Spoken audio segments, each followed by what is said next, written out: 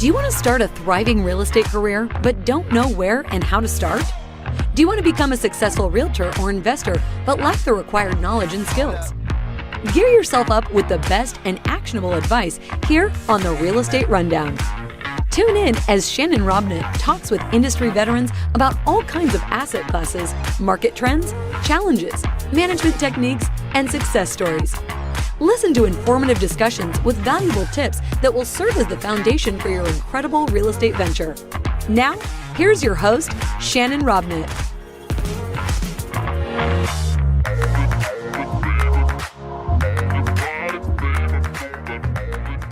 Hey, everybody. Welcome to Season 2 of the Real Estate Rundown. I have the wonderful experience of going actually north of the border today. I'm actually interviewing Axel Monsaigneon from Canada, from Montreal. And, you know, here's the funny thing about real estate. It is international. And the good news about Alex is he speaks English. So this is going to be a much easier conversation for me. But Alex, go ahead and introduce yourself. Tell us a little bit about how you got started in real estate, what you've been doing, and then we'll open it up and we'll get started with our podcast. Sure thing. Well, first of all, thank you very much, Shannon, for inviting me. It's a pleasure to be here. So as you said, I'm north of the border, Montreal, Quebec. Started in real estate about 5 years ago with just a simple condo. Right. It was actually my wife's when we moved in together. Actually, that one was a little bit more than 5 years ago, but we renovated it and put some tenants in there, and it was paying us every month. And we thought, wow, this is great. Like, we were both working in the corporate world. And in the corporate, like, I always had the feeling that I could and I wanted to do more. I always had the entrepreneurial itch, but I just didn't know exactly how or what and all that. And so after a while of taking care of this condo, we realized, like, hey, real estate is actually something fun. We understand it. We can kind of control it. And so why not go a little bit more into this? So I did what a lot of other folks do, which is I've binged on hours of podcasts. No, literally. Yeah. Going to work in the metro and on my off time and stuff like that. And I like to joke that, you know, listening to actually Bigger Pockets, I feel like I got a master's degree in real estate, just because. You know, you really can. And that's where things have changed so much, where you can actually get all that information at your fingertips. And I heard somebody say this weekend that there is no excuse, because any resource that you're wanting, whether it's how to fix a car, how to do real estate, how to become a chef, all of these things, there are so many resources available to us now, but it's still very few people that take advantage of it like you did, Alex, that really blow up their learning by finding those spaces of time that you would have been wasting anyway. Mm-hmm. Exactly. And that's just a simple thing. With my wife, we said, like, let's try to learn and be productive in the off moments. And at some point, like in the car, we always had a podcast on just because it's dead time otherwise. Right. So anyways, so we started with this condo, her condo. And then we actually bought a second one across. We bought a little duplex. We converted it into a single family. And across the street was a chain of KFC, which we hated. And we always thought this is an urban anomaly. One day it's going to go. And literally like 6 months after it got developed. So we bought a unit in there thinking, like, when my parents come over, we can stick them in the condo across the street. Sure. And then, so then we're like, okay, how about a little bit of multifamily? So I spent, quite a bit of time researching, found a 5-unit that we were getting at a very good price per door. And I did the mistake that a lot of people do, which was, I'm going to renovate it myself. So I actually spent 4 months of demo. By that point, I quit my corporate job. I took it on 4 months of demolition, and then a contractor came and did some of the work. But I spent about a year working on this. We did a great refi. We bought it for 5 units for $490. This is Canadian dollars. We put about 130 into it, and then we got it appraised at 800. So there was a fair amount of juice. We took the revenue from 32,000 to 52,000. I mean, it was pretty straightforward. And then we're like, wow, this actually works. Let's go and do some more. So we found another deal, another 5 units, which this one we did alone. On the previous one, we did 50-50 with a partner. This one we did alone, which we just refied now. We have 2 other projects that, small multifamily. So a duplex that we're adding an extra 2 floors basically to turn into a 4-unit. And then another one where it's a 4-unit that's fully vacant. We're renovating it. We got it for dirt cheap. It was a succession that we actually bought from the government. It was a funny story. But now we're at a crucial point where we want to do new development. We want to do new construction. And it's actually a fairly big pivot, bigger than I expected. We have 2 projects right now under contract, and we're still in due diligence. We have a renegotiation. One of them is a 16 unit to be built, brand new. There's already preliminary plans that have been done, but we find we're paying a little bit too much for the land, so we're renegotiating with the seller actually tomorrow. And then the other one is a project that was brought to us where it's a commercial space and 17 residential units next to a river, an hour outside of town. It's a nice project, but we still have a lot of reservation about it. So that's what we're working on. And it's extremely exciting and daunting at the same time. And the last thing I want to do is send the picture that, oh, real estate is all full of successes. And because that's a lot of what people talk about sometimes on podcasts. They only share the good stuff, but I've always wanted to be genuine and say sometimes, like, I'm actually really scared to do a deal. Yeah. Well, and the funny thing is, due diligence when you're buying existing is usually consists of making sure there's not mold in the property and making sure that the rents are really paid and making sure that, the foundation is good. Due diligence when you're doing a ground up, you're trying to find, does the market need what you want? Yeah. Is there room to grow? Does it fit the zoning requirements? Is the pricing that you're getting from the contractor going to be any good in a year? Or was that last year's pricing and things are getting worse? I mean, there's so many other questions, and they're not even really the same kind of questions, right? They're completely, it's like this is my value add bit here. And I know that I need a remodel contract, and I know that I need this, and I can already see the rents that are here, and I know what's going on next. None of those questions really apply when you go to the other one, because you're doing all new stuff and you're doing it in a new area, and you're trying to figure out, do they even need more housing here? So I definitely can appreciate that. But let's go back a little bit in your story to where, you realized, it sounds like you realized pretty quickly that if you want to be a professional grade real estate investor, you need to surround yourself with a professional grade team instead of having some corporate lackey try and do your remodeling, right? Yeah.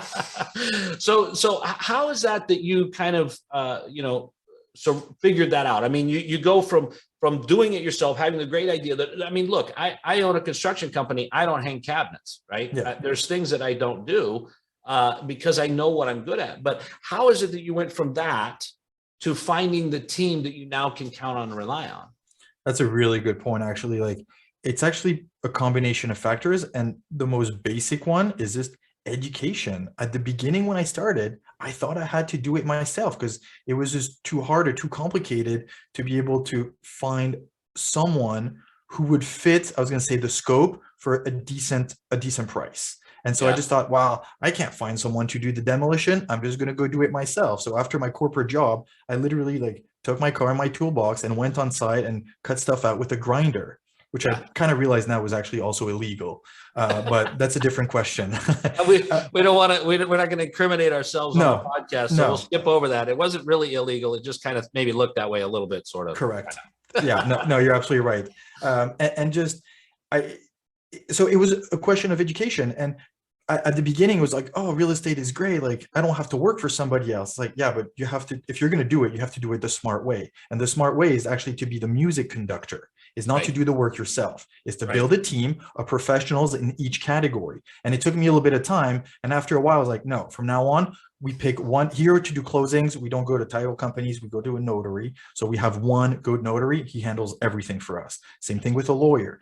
We've built relationships with different contractors for different things. Like, we have more that's one of like a maintenance and a handyman, more that's more a new project. Here are the plans, quote, I'll give you the keys, you go do it, I'll pay, I'll see you in 2 months when it's rent ready, pretty much. And all that, to really build a team to be able to actually put that in place so I can be at home and manage the projects from the comfort of my living room and computer.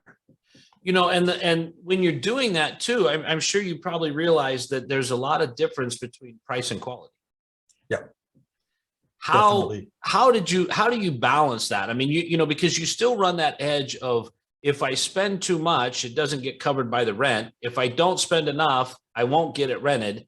So I've got to find something that is in the middle that gets me good quality at a decent price at a decent timing so that I can get it rented. I don't need to build a Taj Mahal, but I can't have it look like Motel 6. Yeah. No, and that's a really good point. Like for us, it really came down to like knowing our local market and say, okay, for this unit, we know we can rent for 1,100 a month. It needs to, it all needs to fit in that box. And so we're also investing for the long run. And that's the beauty of real estate, is that it kind of forgives over time. There are units like, I think we overspent a little bit, but you know, even just 3 years from now, will we regret? No. It's just that we ate our margin a little bit. So doing the research, educating, and you know, knowing your market locally, but also like your ideal tenant. Who are you looking for? And I used to think like, oh, you just put an ad and people will apply. And now we're a lot more specific in our marketing of like, you know, this property is located in this place. It's located between downtown and the airport. We actually ideally want a couple who the husband works at the airport and the wife works downtown that make, you know, so much money and this and that. We're actually kind of able to narrow down and find some of those ideal tenants. Well, and that's a good point. You know, one of the things that we do when we build new is we like to put in some 3 bedrooms, but we don't like a lot of 3 bedrooms, because 3 bedrooms attract families, and you can't discriminate. We're not advocating discrimination, but families are hard on stuff. And typically those that are in apartments are younger families. So they got little kids. I remember my little kids, they colored on the walls. They, you know, their hamster peed all over the carpet. I mean, all those kinds of things. And so when you really look at that, and when you're looking at the property, you have a lot of choices, just like you're talking about there, Alex, where you can really customize this property to fit what you want to put into it and the returns you want to get. That's so important. And it's so key. And a lot of people forget that in their due diligence. They just go, well, I found a property, so I have to buy it. Well, that's how we all started out, right? I think we all ran down the hallway like it was on fire, trying to find our first deal, but we slowly learned, some of us faster than others, me still learning, that, you know, that you can be selective and you can look at how you want to do your properties. So let's pivot here a little bit and let's talk about, you know, you've got it renovated, you've got it renting, and you talked about your long-term vision. You know, tell me a little bit more about how you're viewing your long-term vision rather than the people that are doing the quick fix and flips. And I mean, we hear about all kinds of different strategies, and not that there's anything wrong with any one strategy. I just like to dive in when someone says that they like a particular strategy. When you're looking at the long-term hold, what is it you're looking for when you're going to buy a property, as far as how that lays out, what your plan is, and those kinds of things? Okay. So I can say, like a lot of investors, we're looking for appreciation, obviously, but we need to live and we need some cash flow now. Let's be realistic. So we're looking for a combination of both. But again, like, we are investing for the next 30, 40 years. So we're fine taking a little bit less cash flow, knowing that it will pay in the future. That's number one. And number two is that, as ideal as this may sound, I also want to be proud of what is it that I do. And I want to be proud of the properties that I actually own. And there's something for me that's important in this. Like, my dream is actually to build an entire neighborhood or to build a city. And not because, oh, I want to feel like I'm the mayor, just because I want to be anonymous in that neighborhood and look at the people who live there and be happy and proud that I actually provided a place for them to build a family and be happy and work. And I'm not doing this because I want them to, you know, to look at me and to thank me. It's got nothing to do with that. I just want to have that feeling. So I'm looking for cash flow. I'm looking for equity, obviously, but it's a little bit more. And as we've grown into our real estate investing, like, it becomes a little bit less and less about the money, even though we still need it. Like, we have 2 young kids and so on, and more also about the mindset. Well, and you know, that's the beautiful thing about going into new construction and that kind of a thing. You can really shape a whole neighborhood. You can develop and build a whole neighborhood. You know, because it's not often when you go in and you start buying. You know, I'm buying existing units in a building I live in. And so I'm picking them up here and there, but I don't really have control, right? And I can't make them sell, or I can't make them do this, or I can't force this. But when you're developing, you have the ability to make everything the way you want it and help mold that neighborhood. I wish we had more dog parks in our neighborhood, so I'm going to create them, and I'm going to create a dog wash facility in the apartment complex that we're building. And I'm doing these things because I want to see a certain vision, and hopefully it will attract the kind of people that share the vision that I have, right? Absolutely. And that's what's so great about being able to be a developer. And I'm sure that's what excites you about the two projects that you're currently working on, is that you have the ability to create your vision and to really breathe life into that neighborhood the way that you look at it, and you go, oh, you know what you're missing? You're missing one of these, one of these, and one of these. And the beauty of capitalism, they'll show you if you're right or wrong, right? Very well said. So tell me, you're in your due diligence on your new construction. I always like to talk with guys that are doing new construction because, as you know, that's my background. But where are you at, and what are some of the challenges you're having in that new construction process? Okay, so actually, and you might be able to help me, and I'm happy we're having this conversation because you might have some really good pointers. So we put the land under contract just before Christmas, and we felt like it was a bit high. The seller also threw in, because right now there's an old rundown vacant 4-unit that needs to be demolished, and he threw in that he would take care of the permitting, the demolition, and the excavation for us to do the new project, because it's his project. He was supposed to start in 2019. He didn't do it due to the pandemic, but he had some plans. And so we're optimizing those plans. We took it from 14-unit to 16-unit without changing the footprint. And now we're redoing the numbers, and we know we're paying a little bit too much right now for the land as it is. There isn't enough juice. So we're going to tell him to remove the demolition and excavation. And one of our hard points is that we don't have our own construction company. So we're going to general contractors and be like, hey, here are some preliminary plans. Can you bid? And so as a function of what we get, then we plug it back into our model, and then we see. But we have to make essentially like a $1 million purchase decision based on approximates. And I don't want to do garbage in, garbage out. Right. Well, there's a couple of things here that we can unpack. One of the things that I always look at is price or terms, right? So, you have a great mindset because you're looking at the long run of real estate, right? So if you pay $200,000 more for this land, then maybe it's worth today, or maybe that somebody else might buy it for, but it works for you long-term. Is that really enough to throw you off? And you have to look at what do you get out of it, right? Yeah. A lot of times what I do is when I'm developing property, I go to the edge of town. I go to something that's not zoned appropriately, and the people understand that. But they also understand that with the right zoning, it's worth a lot more. Mm-hmm. And I'm always willing to say, hey, if you'll give me the time to rezone this, I'll pay you X dollars, right? I can get you there, but I have to have the time. Yeah. We have other people that are just looking for a quick sale. I just want to get rid of it. My mom owned this property for years. I don't have any use for it, right? And they're looking for a quick sale. They don't want to wait around for 2 years, right? And so I often have the conversation about what's most important to you, the timeline or the dollars. And then with that, I come to people like one of the negotiations that you're looking at is if you have to close on the land very soon, that means your interest clock is going to get started quick. That means that you're going to have, you're going to be rushing to do this stuff. But what if you say, hey, I'm willing to pay the price, but I need you to wait until I have a building permit. And I'm going to do these 5 steps with these deadlines for my steps so that you know that I'm moving forward, so that we're continuing to move the project forward.